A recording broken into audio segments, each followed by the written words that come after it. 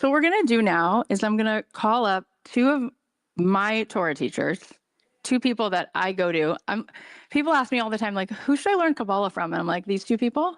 So Jenny Goldfarb and Rona Lalezary, will you guys come up to the stage? Come join me. And there are two microphones and two chairs. So it works out perfectly. You can take the stairs. You can take the scenic route. Could you be more beautiful with also the wisdom inside of you? Look how beautiful these girls are. A second, hon. You. I love you so much. Okay, see if your microphones work and sit. Okay, so a little background story. So this is, I don't even know if you know this, but I'm going to update you both on all the things. So 2001, 2, and 3, I was like learning, studying Kabbalah, living in Israel. Love that my divine GPS like took me there because that was a hard left turn. Like I was not planning to go do that. And it's the reason for everything. Okay, enough said. So Jenny and I actually went to the same high school. You missed the sex toys thing because we didn't really even know each other till you were in 9th grade. You missed that chapter. Very sadly. Very sadly. I feel like you would have totally had my back, by the way. Rachel would have been dead woman. Yeah, exactly. Even now, you're like, let's go. Let's send a DM. Guys, I can work off it. Exactly. I know you will. Wait till I tell you what she did for ChatGPT. We'll talk about that later. Anyways, so we knew each other in high school, but I'm 2.5 years older. I always say 2.5 and not 3 because I want to have that extra 6 months back. Thank you so much. Okay, 2.5, not 3. Anyways, so we knew each other in high school, but like we really became friends when I came back from my first year in Israel. We met and you were thinking about going and you were like, my parents aren't. I'm like, you're going. Oh, you're going.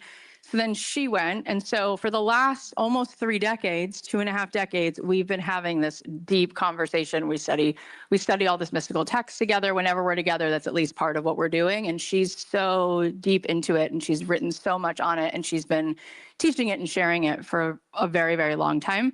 In fact, when you were living in New York City in 2004 or 5, she was literally for free going through New York City. So cute. And she was transcribing some of the deepest mystical texts and just passing them out like in the city. And I was like, she was studying Rabbi Nachman of Breslev and then like rewriting it and printing it and just giving it away because of course she has no other motive. Anyway, so when people say, where should I go to learn Kabbalah? I'm like, do you know Jenny? Because she teaches it and she's been teaching more of it. And Rona, when I moved to Los Angeles in 2004, I was living in this apartment and then I decided to go back to Israel for like another 6 months to study. And I sublet my apartment to this girl and I had a 2-bedroom. And while I was in Israel, she invited her friend into the other bedroom. It was Rona. She was sleeping in my bed, but we had never met. And years later, she was in one of my programs, listening to my podcast. She was following my work. And we met up, we ran into each other at the Grove in Los Angeles. And she's like, I know you. Blah, blah. And she's like, but wait, you don't understand.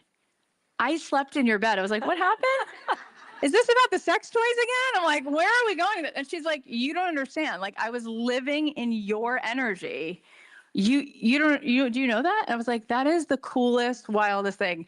And so she literally recently just did this thing at the Saban Theater and she spoke in front of hundreds of people and she's been teaching Kabbalah and wisdom. And it's been so cool over the last so many years to just be walking together on this path, bringing this light, this universal wisdom to the world with the two of you. It's been so fun. Oh my gosh. So I want to open up a conversation about, we're going to do a lot of different things today. We're going to talk about money and how to manifest money and what that consciousness looks like. We're going to talk about the month of Scorpio later and how to dig into Cheshvan, what this lunar energy is.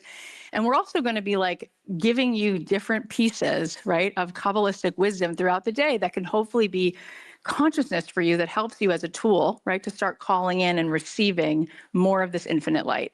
So I just want to kind of open it up because I'm sure that there's hours of things that you want to teach, but what's one thing on your heart right now that you feel is helpful, that is a piece, one of the pinnacle pieces, your favorite pieces of this wisdom that really helps you manifest, getting into the flow, getting into the divine channel? You jump in, sure. So one thing that I regularly look back at and think of very often to try and get myself realigned in my thinking is, number one, that our souls agreed, literally signed on the dotted line, to come into this world with everything we've got today, including picking our parents, our eye color, our personality traits, our talents and sensitivities, all of the good and bad. And that everything that comes at us is just a reflection of something that we need to see in our own journey. I love this idea of creating art as we go, because it's all about— Your mic a little closer. Sure. It's all about how we are seeing this gorgeous world and how we can navigate through each scene. And if we have this consciousness that we've come here with this divine assignment, we're continuing to uncover what that is, that we have like a special perspective. And so I love one idea that I love that I think of a lot is that, we have this aspect, says Kabbalah, of what's known as our positive inclination, which is really the natural state of the soul and who we really are. And then we come with this negative inclination that's really like our boxing or sparring partner to help us get to the new level. And so one of the sparring partner is really something to keep an eye on because it's really insidious and it's coming at us. It says, one of my teachers, Gedalia Fenster, I know one of your teachers as well, says new level, new devil, meaning whatever high level you come off of after this day today with Cathy, there's a new devil there waiting to hit you with those new things that you just took on. So that's like for real. And that the way this new devil works is it has kind of like it's like a double-edged sword, and one end is it makes you feel depressed, and the other end makes you feel ego. And so it's really like a different sides of the same coin, and it's a journey that we all have to kind of fight against this, and as we do, we're able to achieve new levels of our soul. Can be brought down into this world. And one thing I've heard just in a very simple form is that this negative inclination makes you think you're unhappy for good reason, gives you justification for why things suck and aren't good. And so if we can battle that each day in its own way, we can win the war of our lives and our whole story, and we can take back what's really rightfully ours, which is this soul consciousness, which is this good inclination, which is the natural state of who we really are. So that's so beautiful. I'm going to turn to you in 1 second, Rona. I just want to say that I know some Hebrew, right? I one of the years I spent in Israel, I literally just took classes just in Hebrew, which was helpful for me because you really through immersion can learn it. But it's interesting because the word Satan, which the English, I guess, version is Satan, right? The word Satan in Hebrew, that's where the word comes from. Actually, that word, I only just learned this, means opponent. And the way that Kabbalah looks at this is that when your soul was created, okay, an equal opponent was created. Why? So that you would become exactly who you're meant to become, right? Something that goes along with you through your life so that you choose free will, so that you're constantly aware of, where's my choice here, right? If everything was always obvious to you, if all the objective truth was obvious to you, where's your free will? Your free will is constantly seeking more expansion, is going, wait. I know I can manifest more. It's like Abraham Hicks says, contrast is actually good. The contrast lets you know, no, this is what I desire. And then what feels so good? Creating more expansion in your life. So God, and it's God's infinite intelligence, knew you wanted it that way. We were told, you can have a perfect world. And humanity said, that's really boring. Okay? And so God's the great experiment of God is to say, can I create human beings that have bechira, free will, which animals don't? Animals just live on assignment. They're not going to say, should we speak gossip about that polar bear over there? Like, they're just not doing it. They're just going to be in the natural order, which means even if they eat another animal, that's not them doing anything evil. They didn't choose to do bad. They're just meant to do it. They're programmed. There's no free will. Do you hear what I'm saying? I know you love your dog and it runs up to you. God gave you that as a gift. It's just going to do that. It's programmed to love you. It's never going to go, I just want a different owner. I'm not feeling it. I don't know. What do you think? Let's go, right? Unless it's Garfield, which is, kind of made up, but kind of made up, totally made up. Anyway, so because you're meant to have the most satisfying experience, you have an opponent. And that opponent is going to be like, maybe you want to go down this path, which is like the total path of sabotage. And your soul goes, No, I want more for myself than that, right? There's deeper here. There's more alignment here, right? That is the entire point of the journey. And sometimes that opponent is like, you think you're more powerful than you are? You're not. You can't do that. And you're like, yeah, I can. Oh, you think you're going to set that boundary? You know what's going to happen. You're like, no, I'm going to choose it. And boom, a whole nother level of your life opens up. But then new bechira, new free will, new level of opponent, right? Does that track? So when you think of Satan, the word Satan, which is the Hebrew word, it's actually like a much more beautiful way to say it too, Satan. That's the Hebrew. And you think this Satan is my opponent. And here's the beautiful thing about it. This is the part. The way God programmed the Satan is it's actually hoping you beat it. It's actually hoping that you're going to win because it's there to hopefully help elevate you to that next level. Does that make sense? So, Rona, you can jump in on this, and I'm sure there's a million things you want to say, so I'm not going to say anything else. You know when you know you're in the right place, you guys probably all feel this, is you feel like somebody can finish a sentence for you or what you were just about to say. You both, like, literally, it's as if we're all just on this frequency and we're like, I'll say this word, you say that word, and we're like, yes, we're all just going to say this thing that we all know, we feel. That's the oneness, and that's what literally just happened, where what I was just about to say, you touched on, and then you jumped in, so it's just like here for me. So here it is. I wanted to first talk about the assignment because it's so interesting you said that. That's the word that kept, popping up when Cathy talked about this is your assignment. Do you ever take apart the word? And I've never thought of it this way until this morning. Assignment has the word sign in it. You did sign into this life. Oh, that's good. And the fact that you just brought that up too just reassures me this was what God wanted me to touch on today, and why I'm in front of you here is we signed that agreement. We signed that dotted line. We said yes.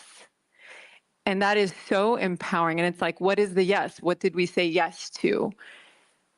And when you hear, as you both so beautifully said, it's, my teaching, I learn a lot of the Tanya, which is based on the Kabbalah, based on the Zohar. It's a Jewish teaching of mysticism. It's like, well, what did God mean when he said, right? And what is the message? And how do we go the layer deeper? What is our soul here for? And so much of what I wanted to share, you just touched on, which is this concept of Benoni. It's a big concept in Tanya, which is the majority of us are not super righteous, and we're not super Satan either, right? We're not super righteous, we're not super evil. We're somewhere on this journey of the in-between. That's literally what Benoni means. And why is that so beautiful? Beautiful, friends, is what Cathy just said. We get the choice. There is such an expansion, there is such a holiness when we have the opportunity to choose. And it's something that is scary because it's like, God, we just wish we had the clarity, right? And we do all this work to find out, but what should I choose? But just knowing that that choice is so sacred. And Judaism teaches some of the holiest tzaddikim, we call them, the most righteous, they're envious of you and me. And the fact that we contemplate and we have to assess what decision to make, which direction to go into, because there is such an elevation in that, right? When you're at that crossroad and you're like, should I choose the uncomfortable, the unknown, the scary, knowing that something so wonderful is on the other end, or should I stick with the comfort and the predictable? And so that is just knowing every day that that's supposed to feel like this, right? It's supposed to be uncomfortable. It's supposed to make us stop and wonder. That is so empowering. I want to say something about that. We were just talking about this on Shabbat. We were, as we do, talking for an hour about all these mystical things. And I was sharing one of my favorite concepts here, which is that, so we all know like Abraham, Isaac, and Jacob, Joseph, the brothers, we all know these stories, right? And by the way, when you one day come with me to walk the land of Israel, you're gonna be like, that really happened. Holy shit, that's so cool. These were real people. So one of the things that's so powerful about what you just said, and this is reflected in the Torah and in the Kabbalah, we learn out this wisdom, is that when Jacob is dying, okay, this is a true story. Jacob is dying. He has all of his kids around him. And Joseph, we know that Joseph was a prophet. Joseph came into the world with prophecy. He could read people's dreams. Like this man was not one of us, right? It was like a magician, like coming into the world, like seeing clearly God's path, was able to read the cosmos, living in the 5D. Capiche? You get what I'm saying? I went to Italy this summer. Can I say capiche? Like I can like, I love it. By the way, you don't need therapy. Just go to Italy. It changes everything. Okay. All right. So anyways, Joseph is there and all the brothers are there and Jacob is dying. So he has to give the blessing to which one of his sons is going to now like basically lead, right? And everyone looks at Joseph like Joseph was the favorite, right? Joseph is the one with all the skills. Joseph is the one who's like on a different dimension. And he calls Yehuda over, he calls Judah over and he says, it's you. You're the leader. In fact, that's why we're called Jews. That's why we're called Yehudim, right? Because we came from him, right? So why? Because he was actually a person in the middle. He actually struggled, right? He was a person who in his life, he was part of like throwing his brothers into this pit and like making all of this shit happen, right? Which like caused a lot of pain and suffering. But then he also redeemed himself, right? In fact, I don't know if you know this story, but this is also a true story. So I have friends right now who are like in Egypt, and I was like, oh, it's interesting. Like they're kind of like there for totally different reasons, not Kabbalistic reasons, but it's just kind of cool. I was looking at the pictures my friend was posting today of like the pyramids, and I was like, oh my gosh, it's so interesting because it's a big chapter of Jewish history, right? So in Egypt, okay, this is a true story. There was a famine, right, in the land of Israel, the land of Canaan, and so the brothers went down to Egypt because there was more supply. And Joseph, of course, had been in jail, but he could read people's dreams. He was a prophet. So that was like an amazing ability. So they wind up like taking him to the Pharaoh, taking him to the king. Everybody loves him. He's right about everything he says. And he becomes like the viceroy. He becomes like super in charge. Okay. So when years go by and his brothers come down to Egypt, they don't recognize him because first of all, it's been 30 years, okay? And also he's in all the garb. He's in the robes. They're not expecting that, okay? And he knows it's them. Okay? He knows it's them. And so he wants to give them a test to see if they're the same that they were, right? Remember, they had so much jealousy over him that they took his coat, threw him in the pit. He got sold down to Egypt. He went into prison, like the whole thing. And here he is, like at the top of the top, and he sees them. And Jacob has said to his sons, Jacob had 2 wives. Anyone know their names? Rachel and Leah. And he had 2 kids with Rachel, Joseph and Benjamin. And so Benjamin's his youngest, and he says to the boys, I know you're going down there to get food and all of this, but you have to bring Benjamin back. Like, I'll die. Like, you have to protect him and bring him back. And they're like, of course we're going to protect him. So Joseph is watching this whole scene. They don't know it's him, and he frames them. He takes a gold cup and puts it in Benjamin's bag. And as they're leaving, he says, oh, did you steal this? You're going to have to come with me. You're going to have to stay behind. And the brothers are like, this doesn't compute. Like, we have to come home with him. You guys tracking what I'm saying? So in that moment, Judah walks over to Joseph, not knowing it's his brother, and he says, take me instead. That'll kill my father. Take my life. Like, take me to jail. Don't take him. And in that second that he stands in that literal redemption, right? He's gone full circle and made a completely different choice. Joseph says, it's me, it's your brother. And he is my brother, and that is my father. Bring the whole family. I have food for all of you. And they hug. And what the Kabbalah says is that when you step into that level of truth, everything moves into divine order. Did you hear what I just said? Now, that's why she said what she said. That's why he gets the blessing. Because Joseph couldn't do that. Because he came to the world perfect. So he couldn't ascend. He was already there. Do you get that? So the miracle, the vision, is not to compare yourself to something perfect. It's to understand that there is more holiness in the redemption, in the ascension, in the choosing of something that is so radically putting you in divine order. It recalibrates the whole world around you. I'm going to say it again in case we missed this part. When he chose to stand for the truth of all that was, nothing could stand false anymore? Where in your life are you still not telling the whole truth? Where in your life are you not operating from the truth because you're trying to control the way you think? You have to control it because you're afraid it's going to fall apart. What if things are meant to be in divine order and the way you summon them, the way you collapse time and space is by just fully surrendering whatever you're afraid of and you say, take me, whatever the take me is, right? 3 months before my dad died, I was like, my sister's been asking me for 25 years to be real with this man. And I'm like, everything's great. He's like, is air conditioning too cold? No, it's fine. I didn't pay your mom alimony. That's fine, right? It's totally fine. It's like, I was just like lying all the time. I was so afraid. I was still the 6-year-old version of me and he's dying. My sister's like, go be yourself for once in your life. Don't miss the opportunity to step into power with your father before he leaves us. Do it. I was like, I could do a million things. I could host a podcast, write a book, have 3 children. The third one didn't get the epidural, got there too late. I could even do that. But I can't do this.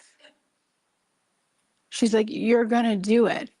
And you're not going to walk in there like the 6-year-old version of me. You're going to walk in with the wisdom in you. And I did that. I was like, Daddy, I need to talk to you. He's like, oh my God, I've been waiting for you to knock on this door with this truth for 30 years. He's like, I knew it's all bullshit. He's like, you know how much guilt I felt? I know I left you guys, but you won't let me in. But that's okay.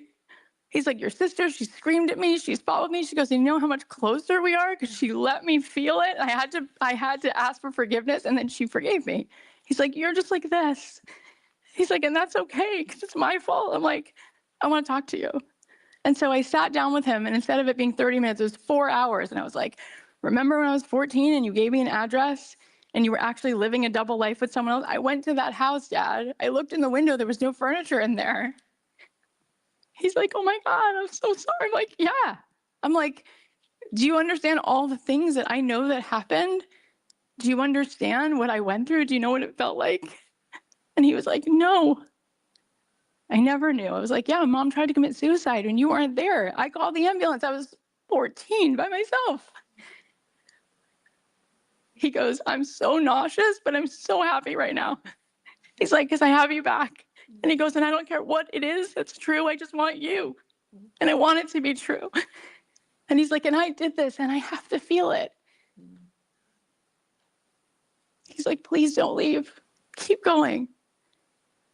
And I walked out of there and I realized I had denied myself so much love that was in escrow for me. So much. And how you do one thing is how you do everything. So the fact that I couldn't let him do that for me, you know, in how many other relationships I would be like, I got it. Oh, no, I don't need anything. Oh, yeah, absolutely. It's like, what version of friendship is that? How many times were you like, you don't have to do that. Why are you doing so much? Let me do it. I'm like, no. It's like, that's really saying, I don't trust that I can be myself here. And not only that, who he became, the opportunity he then had to step into his choice. And we only had 3 more months. And those 3 months, he was so there. And he was like, this is the best. He's like, I dreamed of it. I didn't know how to get to it, but we have it now. And I wear his bracelet every single day. And I've had the most mystical experiences. And I really can feel, Dad, thank you so much. Like, since he passed, like, he's gifting me. Like, any transformation you see in me, I feel like he is the wind at my back. The choice, thank God, you're right. We weren't born Sadiqim. We weren't born these perfect, righteous people. We get to literally create so much ascension. And when we do that, do you know how the earth shifts on its axis? Do you know how heaven rearranges when a regular person can find the strength, right? And also to give the compassion, because I did have to give my dad a tremendous amount of it. Those are the reasons we wind up manifesting an amazing life. And I want to talk about that for a moment, because what's so powerful is that how we start to live in alignment does create real manifestations. Like what I just said is one version of a manifestation, but like then there's like my whole life, right? Like what I get to do with my life and all the things that have happened. And it looks as though, oh, well, who was your publicist? Like it's not that, right? It's like truth does something in the world. Truth is your strategy. Resonance is your strategy, right? And you both have had so many cool things that have made manifest, which I think some of that would be really inspiring. So if you could tie together, and Emma, would you mind? Where'd she go? Charlotte, will you just take this and fill this up with water for me? Can you just share how living in this kind of alignment is related to manifestation? Thank you, my love. Yeah. So, first off, I grew up in an environment that was like, it was kind of okay to like cheat on some tests and, speak a bad thing behind someone's back and whatever. If you could take advantage of something, you should. And I had to work, very hard in all these teachings to be able to get the spiritual development to live with so much more integrity. And I mean, even when I think back, like in middle school, I was like the biggest trash talker. And I thought I was funny and making friends, but really it was totally the opposite. It was totally backfired on me. And only later did I learn the holiness in speech and being able to like use your words for good. Even telling a true story is considered what's known as like dark speech, that you shouldn't even go there according to Kabbalah. Even if it's a true story, if it makes someone look better. There's so many layers to this holiness. And so as I started living my life with more integrity and holiness, and even watching not only what went into my mouth, eating better foods, but certainly what came out of my mouth, and living in a higher existence, I started getting better at life and created a family and had these beautiful children. And then one day I was tooling around in my kitchen and I created a kind of healthier kind of sandwich meat that I wound up bringing into a number of old school delis, and got onto Shark Tank and made a deal with Mark Cuban and have it sold now across the country and all sorts of incredible manifestations. But to me, that's a footnote, because it's how I'm living this existence with this level of like heart-centeredness and love and wanting to do the right thing and wanting to help other people. And the business at the beginning, it's a plant-based meat, which was super sexy in like 2019, 2020. And if you remember, the Beyond Burger was getting going. And then for the last like 3 years, it's been very, very tough industry. But I'm still living my own life with the same kind of energy. And I had a situation last year that, one other big principle in Kabbalah is giving charity. It's like it's actually considered that we're given a little extra in every paycheck of our own, and it's considered insurance on our own money to be able to share. And by the way, there are a lot of considerations on what is charity, and even spiritual learning, like here today. This is one element of it, but there are other elements of it too, giving to parents in need, and a lot of very obscure things. It's worth a chat GPT ask, because it's very cool, actually. And so I had an opportunity 2 years ago to like commit much more than I thought I should or could, or knowing that if the business even continued, could I justify it? And I said, you know what, I'm going to put it down. I'm going to like claim it, that I'm going to do it. I'm going to put my name down for it.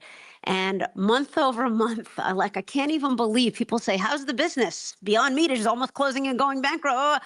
I'm like, somehow. And I'm telling you, the how is because of like the good-centeredness, like committing charity in advance, that like God now has to do his end to keep the business alive in order to keep my charity, up. And so these are just like little ways for how, and how we speak and how it's said that like, there's this idea in Kabbalah called the central column, and it means that with everything we receive, if we can find a little way to share some of that, okay, in every single interaction, how can I help this person for 5 minutes of the hour-long conversation? Or in every single paycheck, how can I give a little bit of that? And there's I've heard rabbis say we have the trademark on good marriages, because we have this thing where we're together and then we're apart for some of the month with the men and the women. And so there's a way to give a little, to take a little bit and to give a little bit with our relationships too. It manifests in a lot of different ways. And so when you're able to receive and give a little bit, a little piece of everything you receive, you create what's known as this magical circuitry known as the central column. And it's how we're able to create this kind of incredible balance, and miracles come through the world when we're living in this aligned way. So I love that. I want to just say one thing before I just want to comment on it. So it was so beautiful. I'm like, can you stay the whole day, both of you? I want to just do this. No, there's other good things. It was just like so good. When Jenny was starting this business, of course, I've had like a front row seat because we've known each other so long. But one of the things that I want you to hear, I want to like just pull out a few things that she just said. God is her business partner. Make God your business partner. Make the divine your business partner. If you haven't done it yet, literally be like, okay, you're up, right? And make God your CFO, because God's not on a budget. We don't operate that way. Okay, we operate from an infinite escrow. And what I mean by that is, and I want to really distill it down. So Jenny and I look at the world very similarly, also different, which is what helps us, I think. But one of the things that we do is we're like, well, God can do anything. So let's go. So when she was starting, right, pregnant with her third kid, similar to me, actually, I did a bunch of things like pregnant with my third kid, but pregnant with her third baby, 2 other little girls, like walking into a deli without any of the how figured out, just like, hi, I'm a mom. I made this vegan corned beef. Do you want to try it? It was like, of course I can do that, because if it's meant to happen, it's just going to happen. And I'm coming from wholeness and sweetness. And like, even one time she's like, Kath, I called Factors and they were like, never call during the lunch hour. She's like, cool. The guy yelled at me, but I was like, don't call during the lunch hour. Like, no problem. I'll call later. So like, we're both just like gliding through because God's your business partner. Do you hear this? I want to make sure you hear this. And then we went out the night before your Shark Tank. We went to Casa del Mar, and it was the 4 of us. Her husband, me, I guess he's now like my ex, but best friend. I don't know what he is. Anyway, soulmate. So he's a soulmate for sure. He told me today, he's like, I'm so proud of you. I'm like, oh, thank you. Like, how about the outfit? You want to comment on that? Anyway, we went out the night before and we were talking about Shark Tank and this and that. Of course, she's like, Shark Tank, no, Schmark Tank. It doesn't matter. You know what I mean? Like, I'm good. Like, I'm just here to like do the next kind thing. And that's how Jenny is. Like, I remember so many times I would be like parked in front of your house because one of my kids was like a toddler and still sleeping. You'd run out and be like, can I get you water? What else do you need? Like, one time I come to your house and you had a Coca-Cola t-shirt, except instead of saying Coca-Cola, it said like Kabbalah, it's the real thing, or Torah, it's whatever. And I was like, I love your shirt. She's like, literally, here, take it. And you like literally took off. I was like, whoa, there's your boobs. But anyway, you're like, take the shirt. And I was like, okay. And I wore that shirt for like 20 years. Where is that shirt, by the way? Anyways, that was like in 2005. One time I came to stay with her. This is a cute story, and then I'll get to the point. But my aunt was living in Chelsea in New York City, and we were already best friends, and she was living in Chelsea, but I hadn't yet visited her in this new apartment.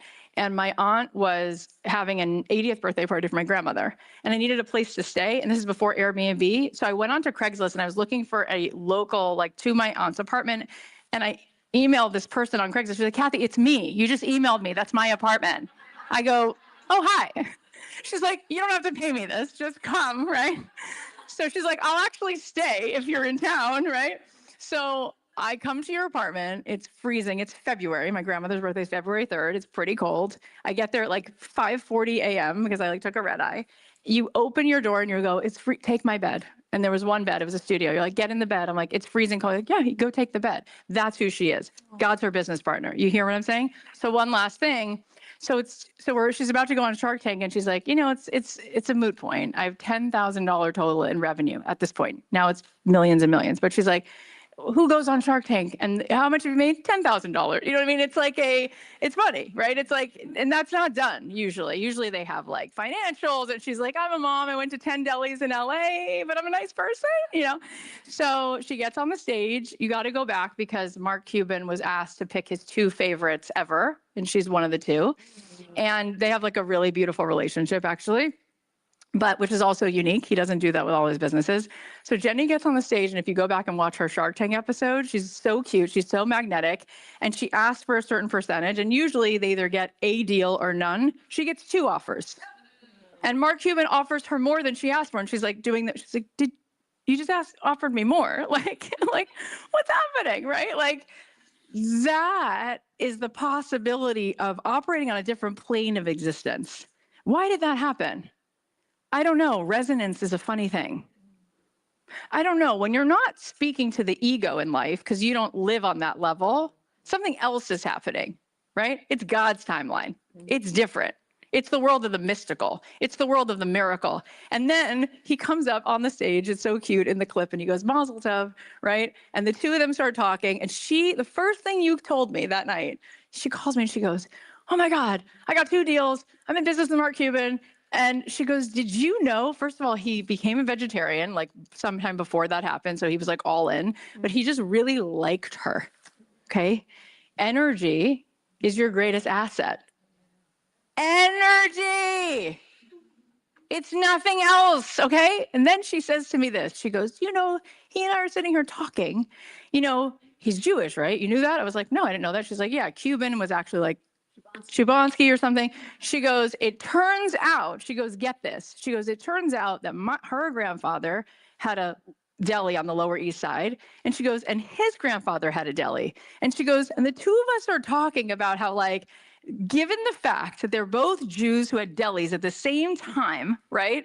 No. There was clearly a possibility that these two guys are friends, and that in the conversation we had, she's like, I'm getting the sense that at some point in time, our grandparents, someone did a favor for someone, and today, on the divine compensation scale, he just paid it back.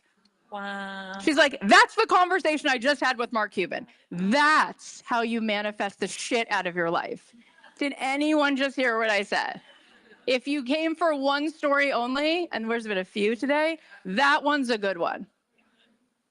Like, it's all fine and good when you're like, oh, they're dressed so nicely and they're sweet and all this stuff. It's like, oh, it's fucking powerhouses. You know what I mean? It's like, yeah, it's sweet. And yeah, it's actual. Yeah, there's actually concrete ways that it actually works, right? And everybody who's talking a lot about how they think it works and how they think it won't work for you, they're just not on the channel. And having sat with 1,000 people now, can you believe it's 1,000, who are like millionaires and billionaires and conscious and good, because they're only coming on my show if these are like not wealthy, but wealthy, right? It all works this way. So you can keep playing on the 3D linear path, and you can try to move things and push things, or you can be like, hey, God, all right, we're going to do it this way. So I'm going to work on my consciousness. I'm going to be the best version of me. I'm going to make really good choices. I'm going to step into alignment, and you got the rest, right?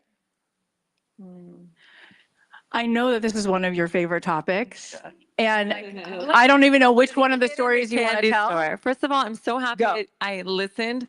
Talk about tuning in. I said, don't wear eyeliner today, Rona. And I'm like, but you got to wear, you're like, but you're on the stage. And I was like, I'm not wearing eyeliner today. And I just realized because I cried so much in just this last however long, because we're going there and it feels so good. So yeah, I can do this all day. What again, resonates with me so much. And the point that I would say when it comes to manifesting and what you learn from Kabbalah and what we learn from Tanya and Jewish mysticism, first, I kind of want to take you guys back to the word Kabbalah. Okay, Kabbalah. When's the first time we hear what this word means and when it's used? So imagine Moses, right? Moshe Rabbeinu, he's sinning. He doesn't get to go into Israel, if you know the story, but he is handing down the throne to Joshua. And he's like, look, there's Israel. Here are the people. You're going to take them across this land. And I just need you to know how to receive the downloads I've been getting from God, right? Like Moses had the direct line. Like, how nice would that be if we're like, okay, God, let's go. What do I need to know? And God's like, here you go. So Moses was teaching Joshua how to receive. Kabbalah means to receive. And so the first thing I would start with in this, how do we manifest, and the personal story, is being open to receiving your download, right? And that comes with really not playing your knowing small. So when you get the vision that I'm supposed to do something, and you all know that feeling, you're sitting at the edge of your seat, you could fall over with excitement. I see it in you guys right now, where you're like, oh my God, I know I'm supposed to do this. I know, and whatever that this is for you is different than mine and yours, right? The deli, me is something different. It's all your personal, right, receivership of that vision. And so first and foremost is knowing that vision is so holy and so sacred. And I had a vision. I would sit on it forever. And mine was, you're going to get on a stage somewhere and you're going to talk about Torah and this, right? And I remember 2 years ago, I was at the Saban Theater and I saw Gabby Bernstein. You guys, I'm sure many of you follow Gabby. And she was talking about manifesting. And I'm sitting there and she's like, what are we manifesting? And, people were raising their hands and she wouldn't call on me. And I was like, please call on me because I'm manifesting doing exactly what you're doing and bringing the Torah, the God component in. 2 years later, and I'm sitting on this idea, you guys, and I'm just like learning like you are, right? Doing all the work. And this vision keeps coming back. Rona, you're supposed to be on that stage. Rona, you're supposed to talk about all the things and connect it to God, Torah, right? Like the wisdom of the ancient genius that is at play. And I had my download. I was sitting at synagogue. I opened up the synagogue, the Torah, which I love reading every week. And I have the question that Cathy asked all of you guys, which is, God, what do you want me to know today? And it was this entire, the passage that I was reading that Shabbat was all about the quantum. It was about the Egypt. And while we were going through Egypt, God, we all know the story about the man. Do you guys know about the manna that God gave the bread, the holy bread, and said it was considered bread, but really it could taste like whatever you wanted it to taste like, right? And that's what kept the Jewish people alive 40 years in the desert. And I'm looking at this and I have this specific, like, I would say talent where I can hear something, read something, and I can take it way deeper. And I'm like just watching people flip the pages, right? And I'm sitting there at synagogue and I'm like, are you all reading the same thing I'm reading? The food tasted however you wanted it to taste like. And I'm like, oh, so God wants what we want, right? God wants what you want. He didn't just say, you get what you get. You don't get upset, right? Like that's what we tell our kids. You don't like it? Sorry, make cereal. Like, no. Do you want it to taste like a burger? I want it to taste like a burger for you. Do you want it to taste like fettuccine Alfredo? I want you to enjoy your fettuccine Alfredo. Guys, that is so big. And when I literally, I felt like I collapsed and my mom was sitting next to me and I was just sobbing in synagogue. Like, what's going on with you? And I said, this is it. God wants that vision of me speaking at the Saban, me standing up there, sharing something, being a vessel. That's not something light. He wants what I want. And literally that night, I called my connection at the Saban. I said, what do you have available? She's like, we have something in 3 weeks. It's on the 18th. If you guys know, the number 18 is Chai, which is all about what this is, living your most optimal life. Life Chai, it's like being so plugged in, right? Your highest vibe, highest frequency. She's like, it's the 18th of September. Do you want it? I was like, I'll take it. 3 weeks. I had no idea what the hell I was doing, guys. Lisa, who's in the audience, was one of the ones who was like, go, girl, go. And I had just met her at your book reading, by the way. I met her like 2 days before. I said, Lisa, should I do this? She's like, yes. Point is, why I'm sharing this whole story, guys, is that I leaned into this knowing that that vision must be holy, right? If God gave this to me, and then I read this, he wants what I want. I'm going to override that. And that's what we're doing all the time. And I'm thinking that on the car right here. It's like, what am I doing coming to Cathy's retreat? I was her groupie. I was sitting there emailing her like, will you be on my podcast? Until I finally met her. I said, I slept in your bed. And she's like, oh, we're going to do a podcast. But it's like this whole stop overriding your knowing. So I said, I'll take it. You know what I said? I said, I'm going to put God to the test. I said, if you want what I want, and I have this vision that does not freaking like leave me alone, I'm going to cap you and tell you it can't be done. Like, do you guys realize the chutzpah? Like chutzpah in Hebrew is like the audacity that when God gives us a vision, we're like, oh, but who am I? I think that's the biggest slap in the face to God. Forget like being humble and all. God is like, girl, bro, I gave you A, B, C, D, right? And here you are going to tell me that it's not enough, that I'm not enough, you're going to cap. And I kept thinking, all right, God, even if 20 people show up, I'll be happy. And then that voice was like, you're going to cap God? You're going to tell God that only 20 people should show up? I was like, okay, God, well, we'll get an extension. Let's go to 100. Let's go to 200. Guys, I had 400 people show up in 3 weeks to the Saban Theater. And thank you. Thank you. And it wasn't even about the people. It wasn't like, oh my God, this is so cool, even though I was on the marquee and it was like a Cathy moment on this thing. I was like, oh my God, that's me. But it wasn't about me. It was embodying for the people that I coach and that I teach all the things that I'm sitting here preaching, right? It was a moment of, are you going to embody it? Are you going to step into your own knowing so that it can ripple into the world, right? And so when I was able to see how it is so true that if you can see the vision, which we all have, and make the time every morning, like she's talking about, in the world of the mysticism, the Jewish mysticism, it's called Hidbotadut, where you wake up every morning, you're literally, I call my office hours with God, outside shouting. My neighbors are at 6 a.m. are like, God, is she there again? And you're just having that, all right, God, what is the vision? What is the vision? This is the vision. And you are constantly cementing it every single morning. And you actually, like she did, put your money where your vision is and say, I have so much faith. I'm going deep, and I have complete surrender. The universe expands in ways where God's like, finally, get out of my way. And that, I think, is the most beautiful part of this, because then you just allow the abundance. You stop the limiting. You stop wondering. And I said this at the event where we're like, we think we work at the Department of Water and Power. All right. You're coming around checking the meters. Did you pay this month? Because if not, I'm going to have to turn off your power, right? Have you ever had like your water turned off?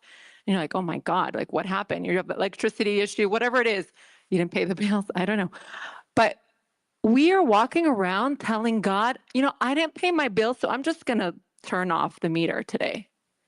And God is like this abundant flow of light wanting to pour through you, and we're adjusting the meter. Like the audacity that takes. And so when you look at it in that frame of mind, where it's like, he wants what you want, he's pouring this endless light through you, and all you have to do is hold on to that vision and start implementing what it takes to plant that seed, right, for it to grow. And the rest is done. How powerful is that? Oh, that is so good. So, so, so good. I want to do two things. One, I'm going to give you guys both back the mic just if you want to like close with something, so if there's anything you want to leave us with. And then after that, I want to give you 5 minutes to write, because I feel like these are such quantum conversations, and I don't want you to forget the aha that you just had, because part of what the Satan does is it goes, oh, I'll hide that again. You'll have to go find it again. It's like, no, you're going to remember this time to remember what you just heard, right? There's taking notes, I always say, and then there's making notes. Taking notes is like, oh, you wrote down what she said. Making notes is like, this is the note I'm making to myself, not to forget this, because this was God speaking to me through this message today. And I came here for that reason, to make sure I heard it. So I want to give you guys just a moment. If there's something you want to like close with, it's like just one last like nugget for today.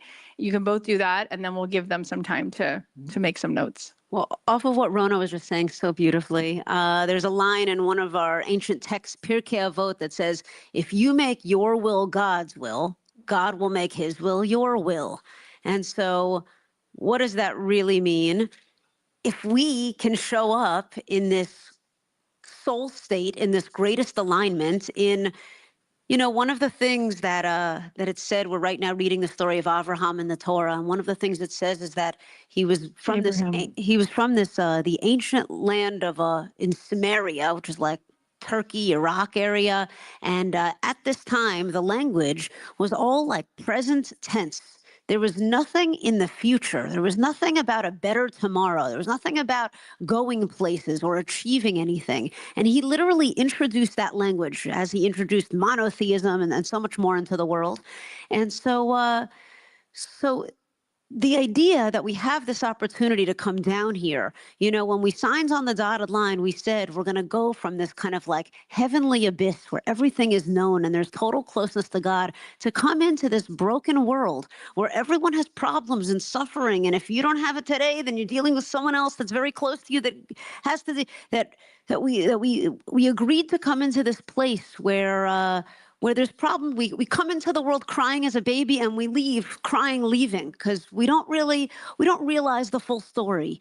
And so again, as Gedalia Fenster, our amazing teacher, says, he says, if you think that like whatever's in front of you isn't a good scene, it's like telling the director of a movie, I don't like the movie, but you haven't seen the beginning or the end. We don't know the whole story, what's come lifetimes before this, what our real soul journey is. We don't know what the end acts are going to be of this world. The rabbis do say that if you're alive in this world today, if you're holding an iPhone in your hand, you've been here for a beat. You've been here for lifetimes, okay? We're in a very, I got in my car today and hit a button and it drove by itself here, and I'm hitting a couple more buttons and food's getting delivered to the house. Like, that doesn't just happen in 4 seconds. We've been here for some rides for that to happen. And so if we're here right now in this life, on this journey, in this like elevated place of the world, and we're learning from masters like Cathy, I mean, we've already got a ticket into our soul potential. And so I just want to say that, like, take that book, make those notes, and know that there's not only a better tomorrow, but there's higher and higher versions of yourself that you can constantly access, and that the world will get even more beautiful as you do so. I just want to say before you sum up, Rona, and I'll give you the last word. So just today, I get a text from my friend Amy Purdy, who, anyone watch Dancing with the Stars?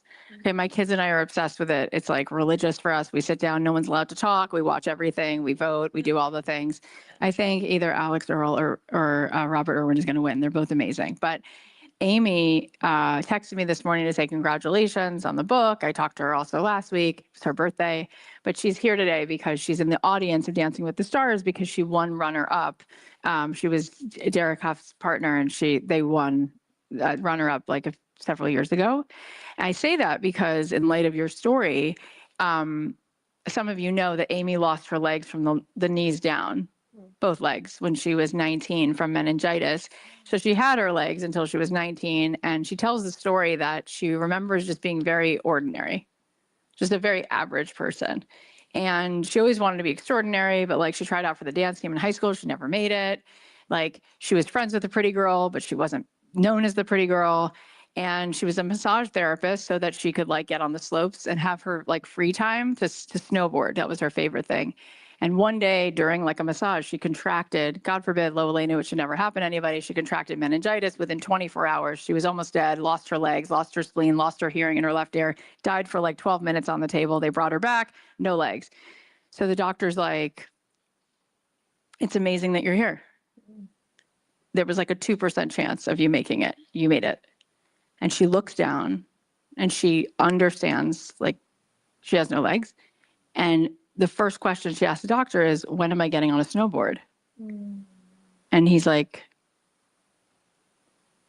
he's just staring at her. And then he's like, you're hopefully going to try prosthetics and maybe walk, but we're not sure yet what's walking for you, what's not snowboarding.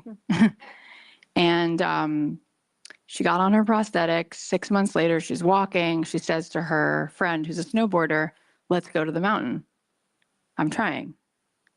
And he's like, you're going to die. You're going to get flown off the snowboard, like at 60 miles an hour. She's like, I'm doing it. She did. She got flung off the snowboard. The prosthetics went down. She was like somewhere else. And she's sitting in the snow. And he's like, it's okay. Your life will be something else. And she goes, oh, it will be something else. I'll be the first one who does this. Oh, I love that. So she went to 10 engineers until she was able to engineer the kind of feet that could bend and mimic your feet when you're snowboarding. They're in the Smithsonian. Wow. She then created a whole Paralympic sport out of prosthetic snowboarders. Like, that's insane. Thousands of people have now done that on prosthetics because of her. And then this girl who couldn't dance growing up wins runner-up on Dancing with the Stars with 2 prosthetic legs. And she said that every week of rehearsal, while everyone's already starting to rehearse, it took her 3 days to find different feet for each dance, because the salsa needs one kind of foot and the 2-step needs a totally different kind of foot because it wouldn't do it. So she's engineering different feet for, if you watch the show, she's got different feet she had to use for different things. The story, the reason I bring it up, first of all, it's so epic. And I just talked to her this morning, so it's top of mind. And you can see her, she'll be on Dancing with the Stars in the audience tonight because they brought back all the like winners. But what you just said is, you don't know the story. You think you know the story. You don't know the story. I'm going to say it again. You think you know. You don't know the story. When you put on God's glasses, then you actually start to see the story. If you're willing to see it, if you're up for that adventure, if you're up for your real power, right? So the girl who went from being ordinary completely revolutionized the world. She should basically wear a superhero cape because she's a superhero. Seriously. So what your mind goes, that's bad. Your soul goes, let's go. That's the choice every fucking day. Your mind's going to go bad, bad, bad. And your soul goes, ooh, where's the quantum possibility here? Because if it's happening, you sure as hell know God just sent you on assignment. Let's fucking go. What's the next step? Where is it? And if you want to look for the evidence of that, that's a fun assignment. Because you will find that every single moment that you look for it. There it is, there it is, there it is. I literally could go on for hours. Like I just had 7 more of those stories to tell, but I'm not going to tell them right now. That's what she just said. You don't know the movie. And when I talk to Amy, which thank God, I feel so grateful to have her as a friend. I feel like she's like a not person. Like I'm like, you're angelic. Like, who are you? She has normal ups and downs, just like all of us also. And she's just awesome. But she's like, I love my life. Like I would never change it. She's like, I feel bad for other people a lot because I look at them and I'm like, oh my God, you're just so not in the quantum. Like you complain about nothing, you know, you don't know your potential. You don't understand how powerful you are. It's like, I feel for other people all the time. She's like, my life is fucking amazing. And she's in tremendous pain, by the way, tremendous pain. Because it's hard to put a lot of pressure on prosthetics. It hurts. But she's like, I have the most amazing husband, I have the most amazing life. I snowboard. She's the face of Toyota. She's like been in the Olympic Games. I mean, it's like she makes hundreds of thousands of dollars per speech. People just bowl over at her. They're like, they can't. It's just amazing, right? And it's just interesting because what did I say earlier? You know what a miracle is? A change in perspective.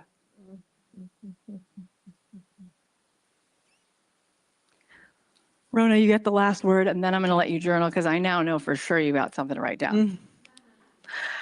And on that note, again, it's like this flow. Can we just flow like this all day and just pick up where let's go. You know, the perspective thing is so huge and it's such a Kabbalah concept. You know, we talk about the vessel, right? You've all heard this term already by now where you are a vessel for light. And there's a Japanese art, the experiment they do, I'm sure you guys have seen it, where they break a vessel.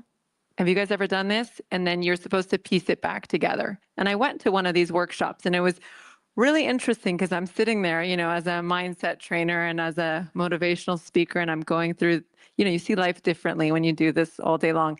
And these women we're all sitting there. Here's a little vase, and you know, you break it with the hammer, and they give you this like glue that's like this gold ribbon that's like a sticky ribbon that you're supposed to piece the pieces back together.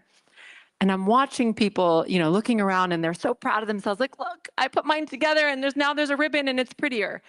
And my pieces are like all over the place. One got stuck inside while I was trying to glue the rest together. I wish I brought it for you guys.